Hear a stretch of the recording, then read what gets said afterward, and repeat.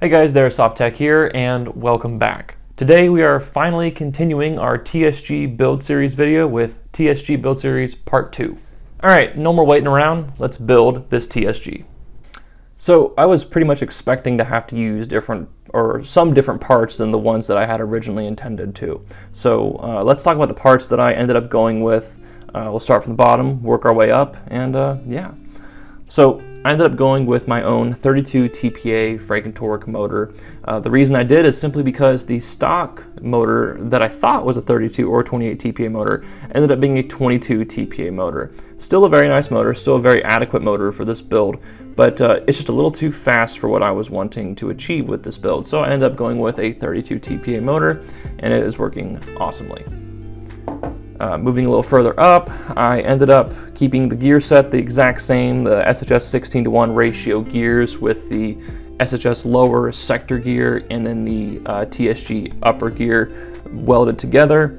The only thing I really changed on the gear set was the fact that I had to add JB Weld cutoff cams underneath the sector gear just to accommodate a different MOSFET. Speaking of the MOSFET, the T238 MOSFET burnt out, as you guys know, so I ended up having to go with a Gate Aster V2. This Gate Aster V2 senses the cutoff cams as the gearbox operates, and so that's how it knows when to cut off the system for a semi-auto cycle. And so if you do not have the appropriate amount of cutoff cams underneath your gear set, it's just not going to work out appropriately. So that's what those JB welded nubs are for. Moving a little further up, I went with SHS bushings, 8mm steel bushings, and the reason I did that is just simply because the modified ceramics were too wide to actually fit into the lower receiver appropriately. So they fit perfectly in the Lonex V2 as they usually do, and then I dropped the version 2 gearbox shell into the lower receiver and found out that the bearings were pushing up against the inside of the lower receiver, which caused the gear shimming to be way too tight. So I had one of two options. I could either use different bearings or bushings, or go for bushings, or I could start shaving down the inside of the lower receiver to accommodate a little bit wider tolerance. I did decide to go with the bushings, obviously, just simply because it's a lot less work, and bushings are going to be infinitely more durable than bearings. Although modified ceramics are very nice, they're just bearings in airsoft applications are just nowhere near as strong as bushings. So that's what I went with there. Obviously, I did end up going with the Lonex version 2 gearbox shell, and the reason there is simply because I just really wanted the most durable gearbox shell, or the more durable gearbox shell over the stock gearbox shell that the A&K NS15 came with. The A&K stock gearbox shell was a quick change spring guide system, which is super cool. It would have made this build a little more easy, especially putting it together, and it would have made the build more easy to test different spring strengths in.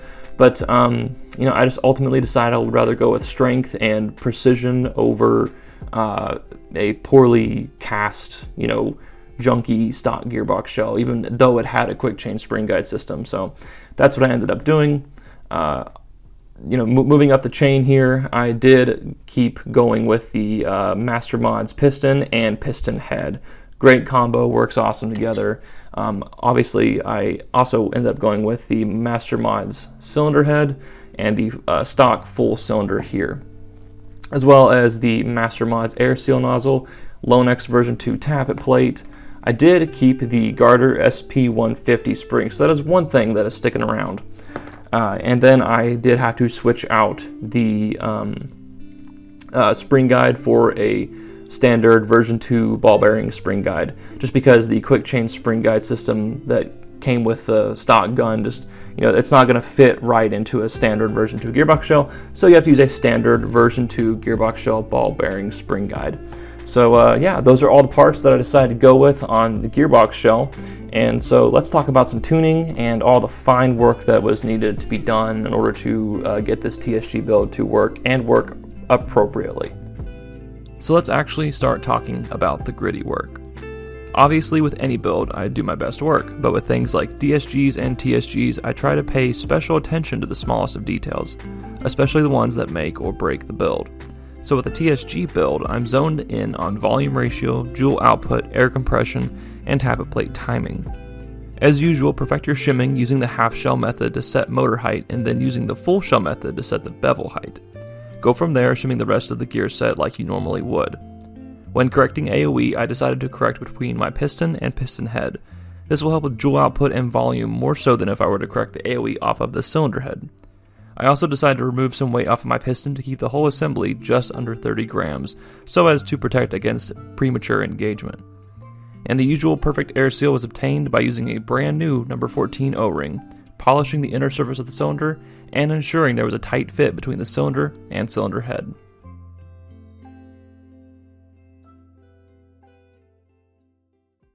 Alright, so we're going to spend a little more time talking about tappet plate timing, which is going to be one of the biggest issues when building a TSG.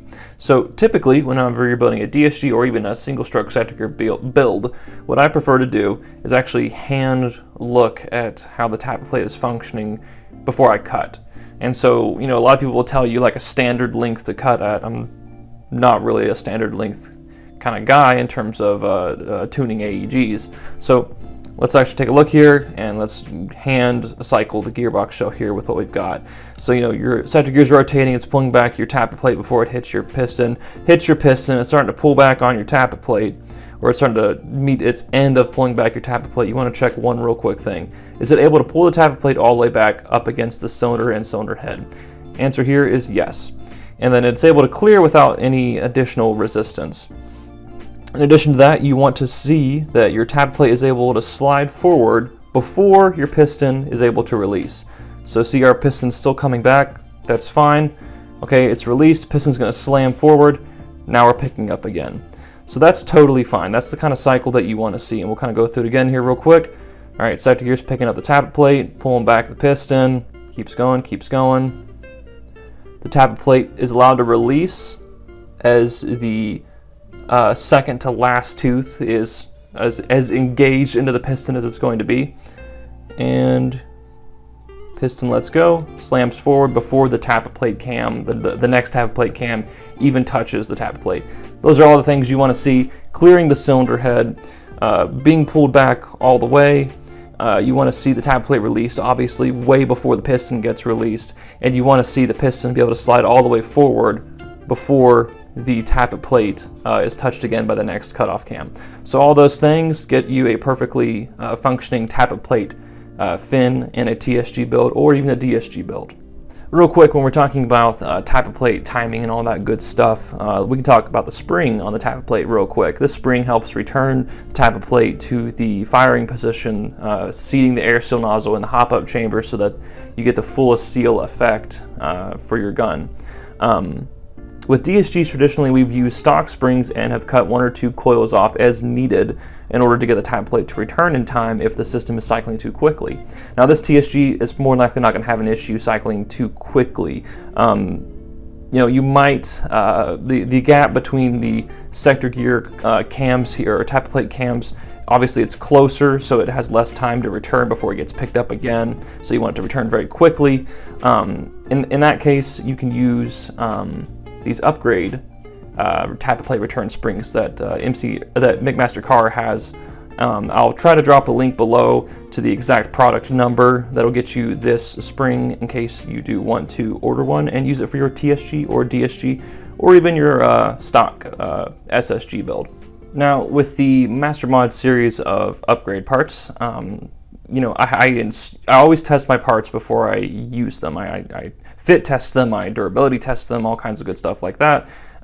With cylinder heads, it's no different. I always test the cylinder head fitment in the gearbox shell to make sure that it's not too tight, causing too much stress on the gearbox shell, exerting too much pressure and causing the gearbox shell to be weak to the spring strength over time. So the MasterMod's cylinder head didn't quite fit exactly well like I would want it to out of the box. So I had to take a drill bit and kind of remount the inside of the cylinder head holes in here to get it to fit appropriately. So now if it's appropriately, it's an easy fit. It doesn't wobble too much and it's not too hard to get in at all. I also took off the rubber gasket on the front just because it was kind of impeding good fitment, and so those two things are very simple. I almost always end up having to expand the cylinder head holes on almost all upgrade cylinders. It's pretty much a thing I'm used to at this point. I'm not really going to hold that against MasterMods because everything is going to be a slight fitment issue here and there, especially on a cylinder head. So just keep in mind, always check your cylinder head fitment, and yeah, This one fits appropriately now, and it seals very well with my cylinder. All right, so I think that about covers everything gearbox-wise. So I'm going to start putting this thing back together, start getting the whole gun back together, and then we'll start talking about the hop-up chamber and barrel group that I built for this TSG build. All right, so the whole thing's put together, whole lower receiver's put together, that is. We need to program, and I want to show you guys what settings I have programmed to get the TSG to work appropriately. So I've plugged up the gate aster and the TSG build up to my computer. So let's go check out on the gate control board what settings I'm using to get this TSG to work in semi-auto. All right, so the gate control center has recognized my gate aster MOSFET. As you can see, it's the basic version. It's popped down here, general battery protection I have off. I just don't particularly care about that. Cycle detection is obviously on. Series safety limit, I do not have that on because I don't care. Active braking, so this is where we get a little interesting. So you have to kind of set some degree of active braking on these gate asters, especially when you're running a DSG or TSG. So I plugged up the gun, programmed it initially at 20% just to kind of see what would happen. Double shot every single time. Bumped up to 40, double shot most of the time. 60, it shot semi-auto most of the time, but very occasionally would double shoot. 80%, it does not double shoot at all. I know that's quite a bit of active braking. I'm just kind of happy I don't have to go all the way up to 100. I guess what I could do is open up the gearbox and kind of tweak the JB welded cutoff cams. That probably has something to do with it.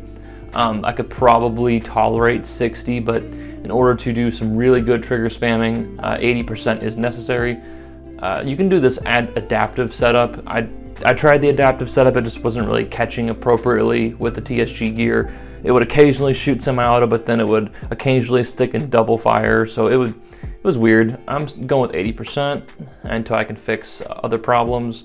Trigger, I have my trigger set for a very sensitive fire mechanism, so the trigger's acting as a hair trigger. On safety, nothing happens at all. I have a safety bar in my gun actually, which the gate aster allows you to do. Semi-auto, full auto is appropriate. No pre-cocking obviously. Rate of fire control, I'm at 100%.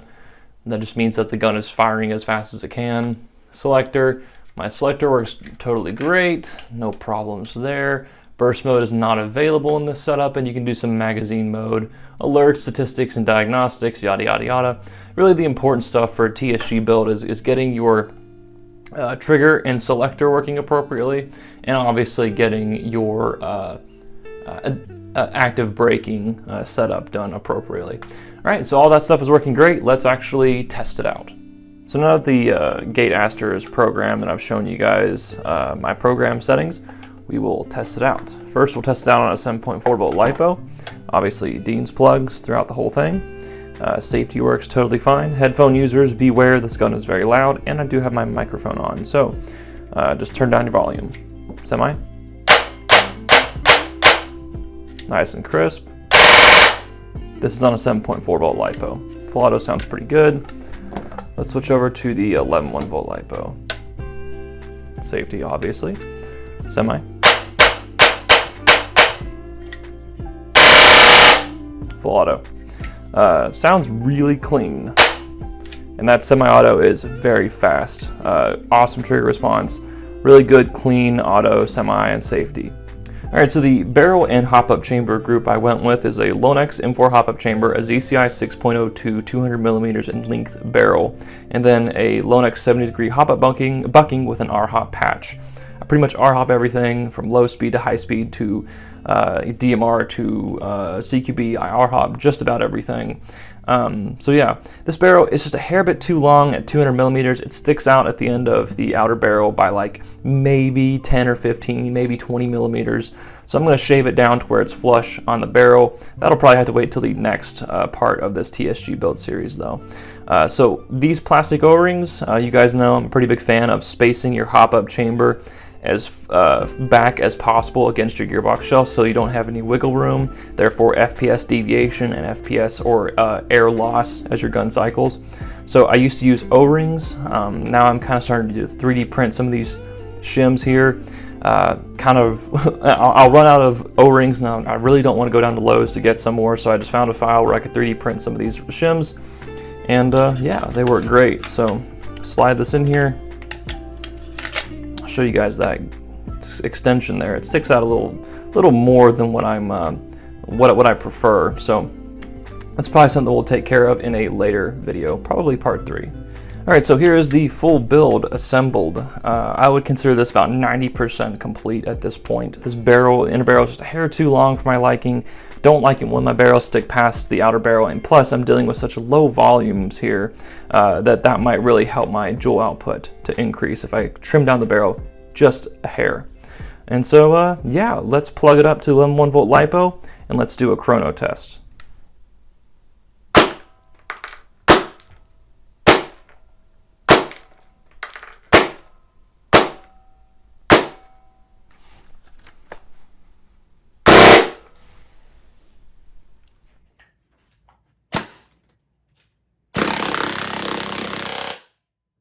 So as per the chrono test, you can see the gun is shooting between 265 and about 270, 275 FPS on semi-auto, and on full auto there was a little bit of an FPS dip.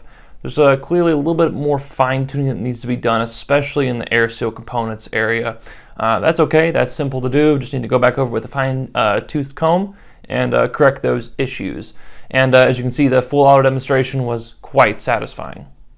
Alright, but that's going to have to do it for this part 2 of the TSG build series. Thank you guys very much for watching. And also, if you have not gone back to watch 1 and 1.5 by this time, you definitely should now. Those two are also really good videos.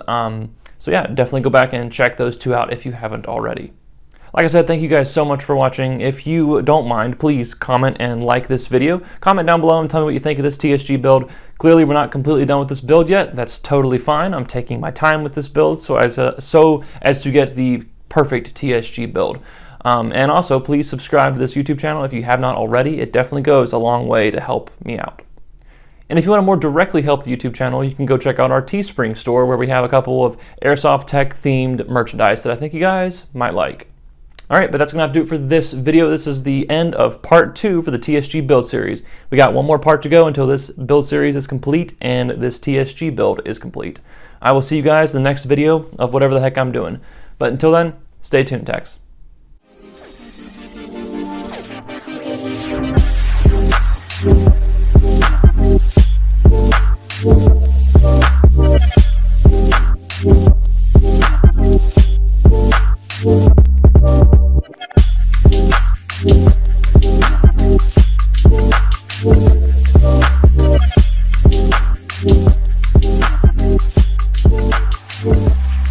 We'll be right back.